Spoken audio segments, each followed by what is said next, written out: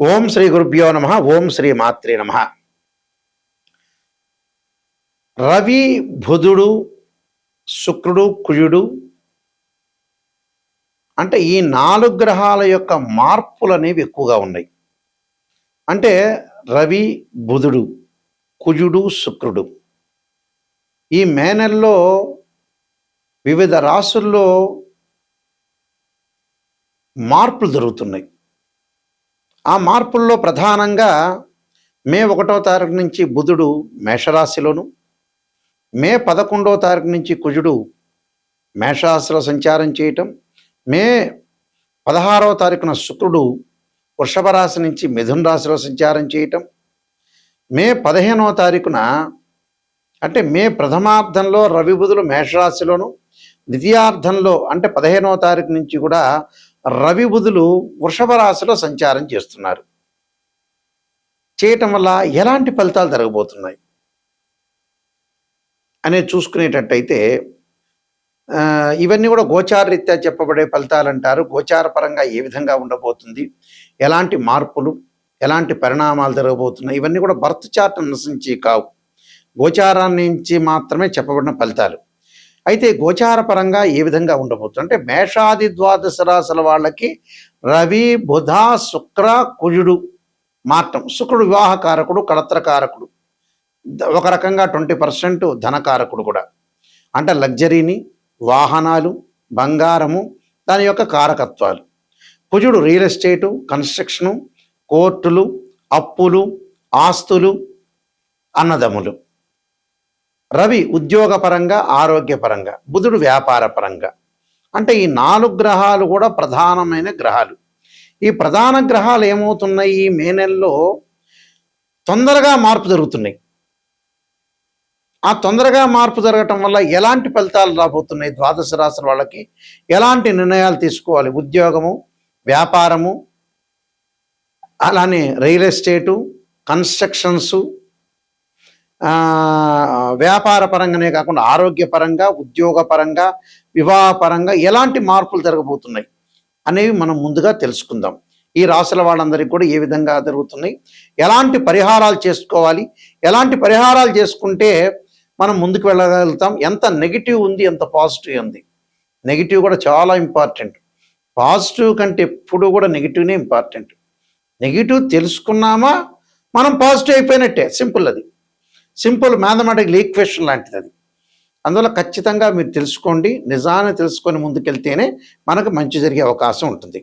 ఎప్పుడూ కూడా నిజం నిప్పు లాంటిది. అబద్ధం ఆడామనుకో మనం మోసం చేసుకున్నట్టే. సింపుల్ అది. ఎదుటివాడికి ఏమీ కాదు, మనం మోసం చేసుకున్నట్టు అర్థం. అంటే మనం వ్యాధి అంతా లోపల ఉంచుకున్నట్టు అర్థం. కాబట్టి అన్ని విషయాలు మీరు తెలుసుకోండి. ఇప్పుడు ఈ రాశుల వాళ్ళందరూ కూడా ఏ విధంగా ఫలితాలు జరుగుతాయో తెలుసుకుందాం. మిథున రాశి వారికి 4 గ్రహాల వల్ల కూడా మిశ్రమైన ఫలితాలు ఉండే అవకాశం ఉంటుంది.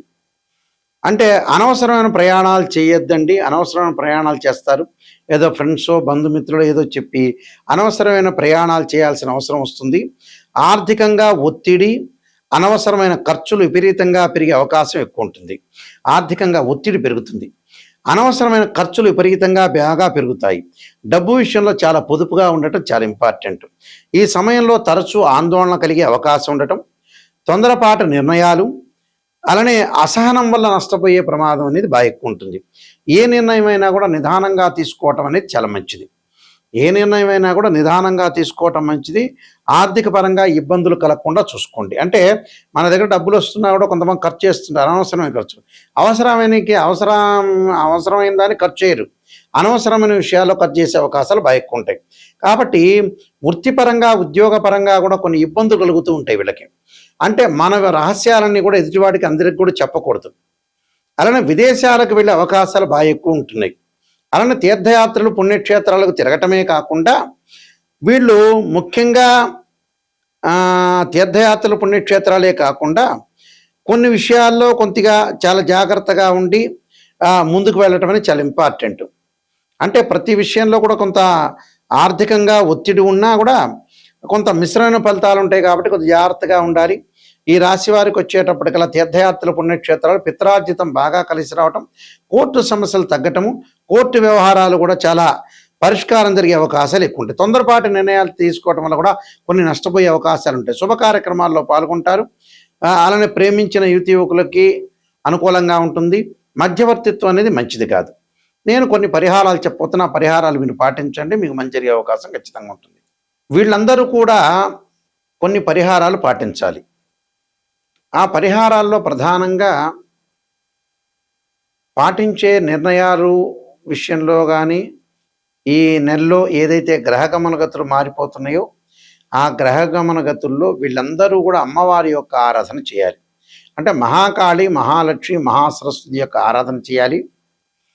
అలానే ఈ రాశుల వాళ్ళందరూ కూడా యక్షాయ, కుబేరాయ, వైశ్రవణాయ, ధనధాన్యాధిపతే ధనం ధాన్యం సమృద్ధిమే దేహిమే దాపై స్వాహ అనే మంత్రాన్ని గురువారం రోజున, శుక్రవారం రోజున ప్రాతకాలంలో 21 సార్లు, ప్రాతకాలం కుదరలేదంటే మీరు ఆఫీసు నుంచి వచ్చిన తర్వాత ప్రదోషకాల సమయంలో గురువారం కానీ శుక్రవారం రోజున కానీ ఈ మంత్రాన్ని చదవటం ఇంపార్టెంటు. అంటే ఇది కుబేర మంత్రం అంటారు. ఈ కుబేర మంత్రాన్ని చదవాలి. ఆ కుబేర మంత్రంతో పాటు 21 సార్లతో పాటు దేవానాంచ ఋషీనాంచ గురుకాంచన సన్నిభం బుద్ధిమతం త్రిలోకేశం తం నమామిం బృహస్పతిం అనే మంత్రాన్ని కూడా చదువుకోవాలి. అలానే సూర్యుడి యొక్క ఆరాధన చెయ్యాలి. అంటే సూర్యుడి యొక్క ఆరాధన చేయటం అంటే ఏమిటి? ఉద్యోగపరంగా ఇబ్బందులు కలగకుండా ఉండటానికి ఆదిత్యాయుధే సహస్రకిరణాయ ధీమే తన్నో సూర్య ప్రచోదయాత్ అనే మంత్రాన్ని చదువుకోవాలి. గోధుమలు దానం చేయటం చాలా మంచిది. సూర్య భగవానుడి యొక్క ప్రదక్షిణాలు చేయాలి. ఆదివారం చక్కగా సూర్య యొక్క ప్రదక్షిణాల్ని 54 సార్లు నవగ్రహాల యొక్క ప్రదక్షిణ చేయటం. ఆదిత్యాయ, సోమాయ, మంగళాయ చ బుధాయ చ గురు శుక్ర శని భెచ్చ రాహవే కేతువే అనే మంత్రం చక్కగా చదువుకోవాలి. అలానే ఆస్తులు, కోర్టు సమస్యలు ఉన్న వ్యక్తులు ఎవరైతే ఉంటారో వీళ్ళు తప్పగా పాటించాల్సింది ఏమిటి అని అంటే కందులు దానము, ఎర్రని వస్త్రం దానంతో పాటు చక్కగా కుజుడి యొక్క ఆరాధన చేయాలి. ఎలా ఆరాధన చేయాలి? దానిమ్మ రసం ఏదైతే ఉంటుందో ఎర్రగా ఉండే రసాన్ని తీసుకుని కుజుడి మీద అభిషేకం చేయాలి. ధరణీ గర్భ సంభూతం విద్యుత్కాంతి సమప్రభం కుమార శక్తిస్తంచ మంగళం ప్రణమామ్యం అనే మంత్రాన్ని చదువుకుంటూ, లేకపోతే తత్పురుషాయ మహాసేనాయ ధీమే తన్నో షణ్ముఖ ప్రచోదయాత్ అని చదువుకుంటూ వెయ్యాలి. విద్యార్థులు తప్పకుండా దక్షిణామూర్తి స్తోత్రాన్ని, సరస్వతీదేవి యొక్క ఆరాధన చేయటం చాలా మంచిది. అలానే విష్ణు సహస్రనామ పారాయణం చేయటం ఒకటి, ఓం నమో నారాయణాయనం అనే అష్టాక్షరి మంత్రం చదువుకోవటం మంచిది. ఆరోగ్యపరంగా ఇబ్బందులు కలుగుతున్న వ్యక్తులు శరీరే జర్జరీభూతే వ్యాధిగ్రస్తే కలేబెరే ఔషధం జాహ్నవీతోయం వైద్యో నారాయణ హరి అనే మంత్రాన్ని చక్కగా చదువుకోవాలి. ఎల్నాటి శని యొక్క దోషం ఉన్న వాళ్ళు తప్పకుండా నల్లని ద్రాక్షారసంతో శనికి అభిషేకం చేయాలి. నీలాంజన సమాభాసం రవిపుత్రేమాకృత్యం ఛాయామార్తాండ సంభూతం తం నమామి శనైశ్చరం. పనులల్లో ఆటంకాలు కలుగుతున్న వాళ్ళు గణపతి యొక్క ప్రార్థన చేయండి. చేయటం వల్ల మీకు మంచి జరిగే అవకాశాలు ఖచ్చితంగా ఉంటాయి. అయితే ఒక జాతకాన్ని ఎప్పుడూ కూడా మనం అనాలిసిస్ చేసేటప్పుడు చాలామంది ఆలోచన చేస్తుంటారు. ఒక ఆస్ట్రాలజర్ని అప్రోచ్ అయ్యేటప్పుడు మా దానిలో కొన్ని కేటగిరీస్ ఉన్నాయి.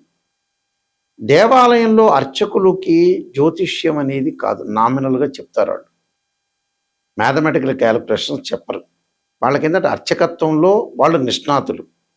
ఆ దేవాలయాన్ని చక్కగా చూసుకోవటం, పరిరక్షణ చేయటం, విగ్రహాన్ని చక్కగా కడగటము, విగ్రహానికి మంచి బట్టలు కట్టించడం, ధూపదీప నైవేద్యాలతో పూజ చేయటం, మంచిగా ఏదైతే శ్రీ సూక్తంతో, పురుష సూక్తంతో, శివుడికి రుద్రాభిషేకంతో, సుబ్రహ్మణ్య స్వామి యొక్క అష్టకము, అష్టోత్తర శతనామావళి, చక్కగా ధూపము, దీపము, నైవేద్యాలు, అలంకరణ, పుష్ప అలంకరణతోటి చేయటం అనేది వాళ్ళ విధి. ఒకవేళ నామినల్గా గురువు గారండి మా అబ్బాయి జాతకం ఎలా ఉందంటే సింపుల్గా ఈ రాశి అవుతుంది, ఈ నక్షత్రం అవుతుంది, ఈ గణం అవుతుంది, ఈ యోని అవుతుంది, ఈ పాదం అవుతుంది అని మాత్రం సింపుల్గా చెప్తారు. అంటే గణాన్ని చెబుతారు, పాదాన్ని చెబుతారు, అలానే చిన్నవన్నీ కూడా చెబుతుంటారు. అంటే రాయి పాదం అవుతుందని, మనిషి గణం అవుతుందని, ఎలుకయ్యారా, ఏనుగయ్యారా, జంతు సంబంధించిన చెబుతారు. అంతవరకు మాత్రం చెబుతారు వాళ్ళు. పురోహితులు వచ్చేటప్పటికల్లా ఇంటిలో సత్యనారాయణ స్వామి వివాహ ఉపనయనాలు, అలానే హోమాలు ఇలాంటివి చేస్తుంటారు. మూడో కేటగిరీ వచ్చి సిద్ధాంతులు అంటారు. అంటే మూడో కేటగిరీ అని అంటే మనం లెక్క వేసుకునేటప్పుడు సహజంగా అది రెండో కేటగిరీకి సంబంధించి సిద్ధాంతులు ఉంటారు. ఇంకో కేటగిరీలో సిద్ధాంతులు వచ్చేటప్పుడు ఆస్ట్రాలజీ పరంగా మ్యాథమెటికల్ క్యాలిక్యులేషన్ వేసి అందులో హయ్యర్ ఆస్ట్రాలజీ ఎడ్యుకేటెడ్గా చదువుకున్న వ్యక్తులు ఏంటంటే మాలాంటి వ్యక్తులు మ్యాథమెటికల్ అనాలిసిస్ చేస్తాం. మేము సూర్యోదయ కాలమానానికి లెక్క వేయడానికి ట్రిగనామెట్రీ లాగరిథమ్స్ని మనం యూజ్ చేస్తాం. గడియలు విగిడియలు, తిథి ఎలా వస్తుంది, నక్షత్రం ఎలా వస్తుంది, యోగం ఎలా వస్తుంది, కరణం ఎలా వస్తుంది. అలానే గురువు మకర రాశిలో 5 డిగ్రీల్లో నీచైతే 5 డిగ్రీలు దాటిన పరమనీచని, ఎక్కడ ఉచ్చ స్థానాలు, ఎక్కడ నీచ స్థానాలు, బుధుడి కన్యారాశి స్వక్షేత్రము, ఉచ్చస్థానం అలా నీచస్థానం మీనరాశి అని, గురువుకి మకర రాశి నీచరాశి అని, ఉచ్చస్థానం కర్కాటకం అని, స్వక్షేత్రాలు ధనస్సు మీనాలని ఇలా మేము అనాలిసిస్ చేస్తాం, డిగ్రీలో క్యాలిక్యులేషన్ చేస్తాం. అలానే ద్వాదశ భావాల్లో భావాధిపతులు వేరు, రాస్యాధిపతులు వేరు, ఆ గడిలో ఉన్న గ్రహం వేరు.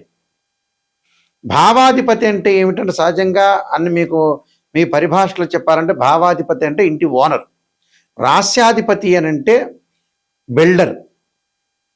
అలానే ఆ గడిలో ఉన్న గ్రహం అంటే రెంట్కున్న వాళ్ళు అని అర్థం. అంటే తనుభావానికి రవి, ధనభావానికి గురువు, తృతీయ భావానికి సోదర భావానికి కుజుడు, అలానే మాతృభావానికి చంద్రుడు, పంచమ భావానికి గురువు, సోదర భావానికి కుజుడు, సప్తమ భావానికి శుక్రుడు, అష్టమ భావానికి శని, ఇలా భావాధిపతులను అనాలిసిస్ చేయాలి, రాస్యాధిపతులను అనాలిసిస్ చేయాలి. ఒక రాశిచక్రంలో మనకు తేలలేదనుకోండి, మనం డాక్టర్ దగ్గరికి వెళ్తాం, ఎక్స్రే తీస్తాడు, కుదరట్లేదు, ఎక్స్రే కరెక్ట్గా రావట్లేదని స్కానింగ్ తీయని అంటాడు. స్కానింగ్ సరిగా కనపడలేదనుకోండి, సిటీ స్కాన్, ఎంఆర్ఐ స్కాన్ తీస్తారు. అలానే రాశిచక్రంలో మనం ఏదైతే గ్రహస్థితి అనేది కరెక్ట్గా తెలియదో, అనుమానం వస్తుందో, ఎంబటే ఒక వివాహానికి నవాంశాన్ని చూస్తాం, భావచక్రాన్ని చూస్తాం. వృత్తిపరంగా ఎలా ఉంది అని అంటే రాశిచక్రము, దశమాంశం, భావచక్రము, దశలో అంతర్దశలు.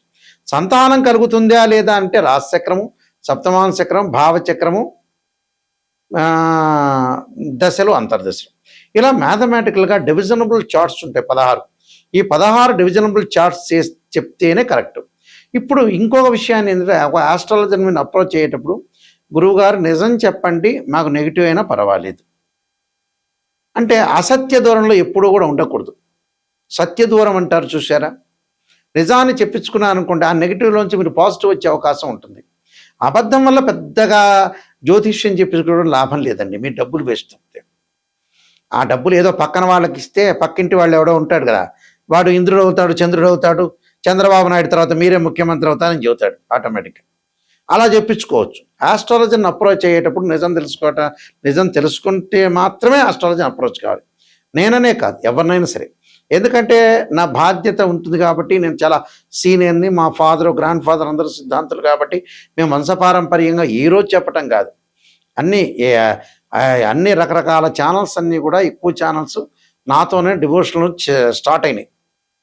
చాలా హైదరాబాద్లో ఉండే నెంబర్ ఆఫ్ ఛానల్స్ కానీ అవన్నీ కూడా నాతోనే స్టార్ట్ అయినాయి. నేను రాజమండ్రి మోహన్ పబ్లికేషన్ రైటర్ని కూడా. కాలసర్పయోగము, కాలసర్పయోగ చంద్రిక, రాహుకేతువులు, ఛాయాగ్రహాలు, స్వప్న శాస్త్రము, అలానే బృహత్ పరిహార సింధు, జాతక చంద్రిక, వివాహ మార్తాండము, పుత్ర గణపతి వ్రతము, సర్వదేవత గోత్రులు పార్ట్ 1, పార్ట్ 2, ఇలాంటి ప్రొడక్షన్ ఆఫ్ ఆస్ట్రాలజీ, ఇలాంటి చాలా గ్రంథాలన్నీ కూడా నేను రాశాను. మా వెబ్సైట్ nayakanti.com, nayakanti.in.